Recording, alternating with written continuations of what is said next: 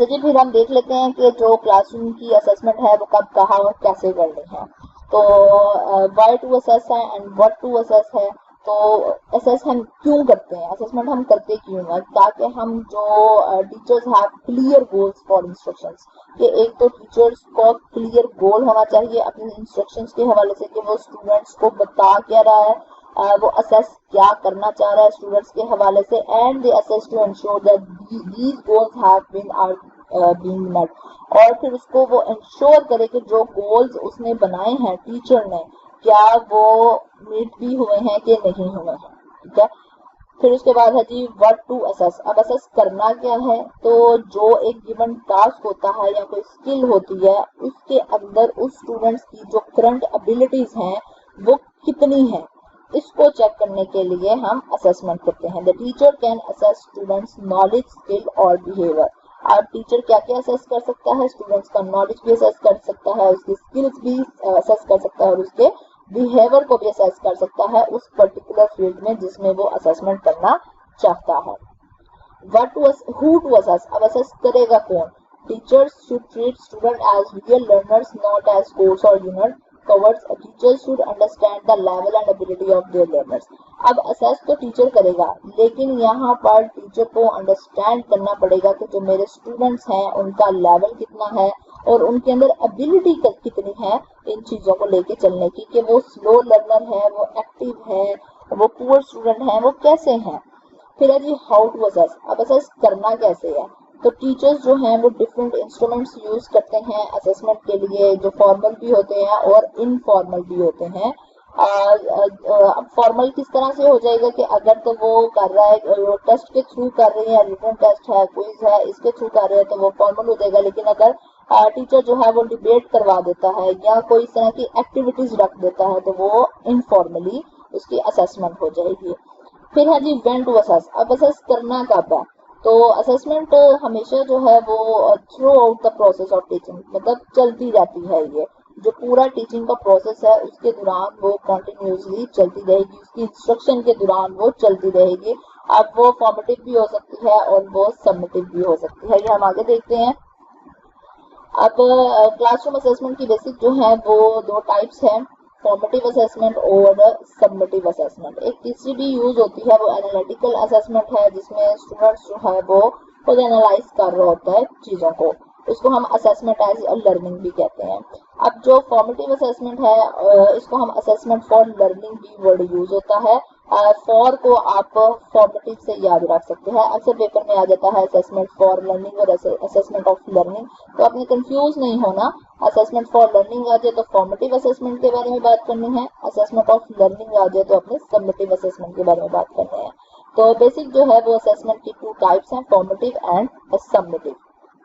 Formative assessment जो होती है ये आपकी डे टू डे होती है, ठीक है, क्लासरूम में डेली बेसिस पे जो टेस्ट होते हैं, स्टूडेंट्स के साथ जो इंटरव्यूज होते हैं, फिर डेली बेसिस पे टेस्ट लेने के बाद कुछ स्टूडेंट्स जो है वो डल रहते हैं, तो टीचर वहां पर उनको डायग्नोज करता है कि इसकी क्या प्रॉब्लम है, क्या इश्यूज आ रहे हैं इस बच्चे को, ये एक्टिव क्यों नहीं हो रहा। तो फिर इस पूरे मतलब फॉर्मेटिव में आप ये सारी चीजों को देख रहे होते हैं और वो जो एक स्पेशल फिर आप एक ट्रीटमेंट करने लगते हैं उस बच्चे के ऊपर, आप डायग्नोज करके, तो उसको हम डायग्नोस्टिक असेसमेंट का नाम भी दे रहे होते हैं। फिर इसमें हम जो है वो क्वालिटेटिव और क्वांटिटेटिव डाटा दोनों जो है वो हम इकट्ठा कर रहे होते हैं बच्चों की। ऑन गोइंग है, कॉन्टिन्यूस प्रोसेस है, ये चलती रहती है। जाहिर बात है जब डे टू डे होगी या वीकली बेसिस पे आप ले रहे हैं या मंथली बेसिस पे आप ले रहे हैं तो ये आपकी फॉर्मेटिव असेसमेंट ही हो रही होती है। अब फॉर्मेटिव असेसमेंट का जो पर्पस है वो एक तो स्टूडेंट्स की लर्निंग को इम्प्रूव करना है और दूसरा टीचिंग की अपनी जो लर्निंग है उसको भी इम्प्रूव करना है। टीचर को भी जो है वो पता चलता रहता है कि मैंने किस मेथड के थ्रू अपने स्टूडेंट्स को पढ़ाना है, और फिर वो इमीडिएट डिसीजन करता है स्टूडेंट्स की लर्निंग के हवाले से कि मुझे किस तरह से लेकर आगे चलना है। और ये टीचर्स को जो है वो हेल्प करती है फॉर्मेटिव असेसमेंट, ताकि वो जो लर्निंग प्रोसेस है उसको मजीद बेहतर बना सके।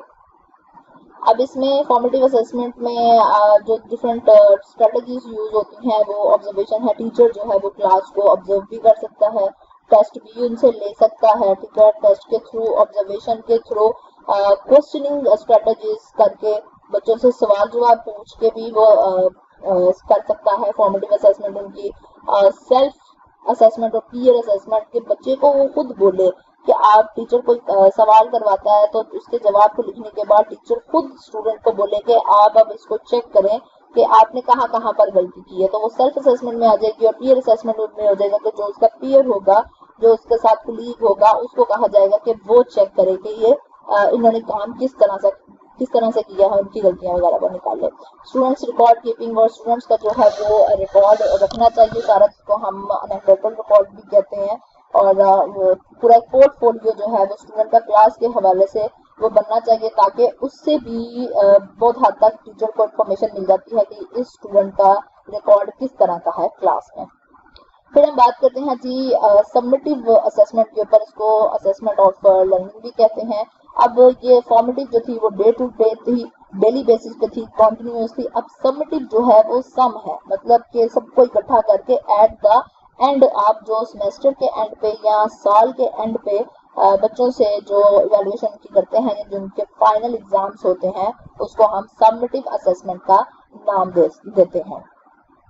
और इस असेसमेंट का जो पर्पस है वो क्या है कि एक तो ये टीचर की हेल्प करता है, स्टूडेंट की हेल्प करता है और पेरेंट्स की हेल्प करता है कि इस चीज को जानने में कि जो स्टूडेंट है, how well student has completed the learning task, कि स्टूडेंट ने जो एक पूरा साल या पूरा एक सेमेस्टर गुजारा है, कंप्लीट किया है उसको, उसमें उसकी कितनी वो अच्छी परफॉर्मेंस रही है, वो at the end final exam में सारा कुछ पता चल जाता है।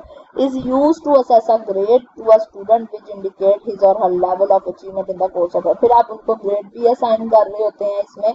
सबमिटिव में A B C D grade जो है वो बता रहा होता है कि स्टूडेंट्स का जो लेवल ऑफ अचीवमेंट है वो कितना है किसी प्रोग्राम में या किसी कोर्स में। अब सबमिटिव असेसमेंट हम किस तरह से करेंगे जी, फाइनल एग्जामिनेशन के थ्रू होगी ये।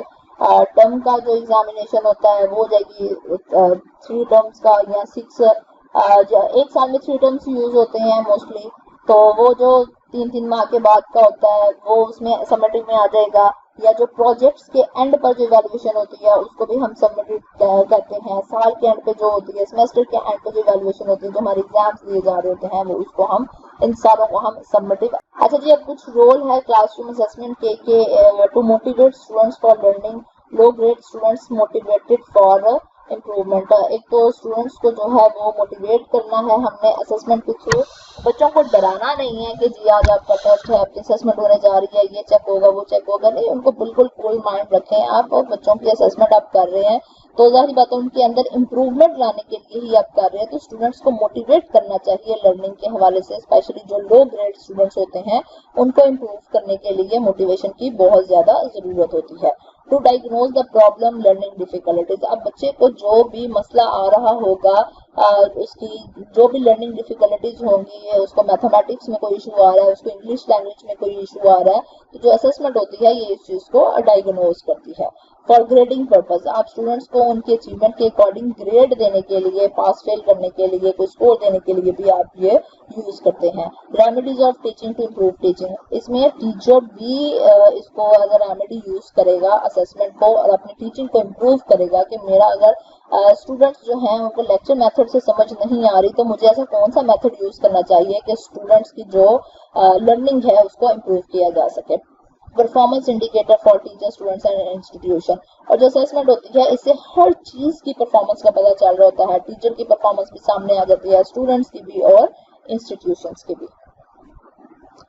Thank you so much. आपके इस यूनिट में यही मेन पॉइंट्स थे। आप इसके अलावा अपनी बुक से भी कंसल्ट कर सकते हैं चीज़ों को, अगर कोई चीज़ें मिस हो गई हो तो इंशाल्लाह अब नेक्स्ट लेक्चर में आपसे मुलाकात होती है, नेक्स्ट यूनिट में।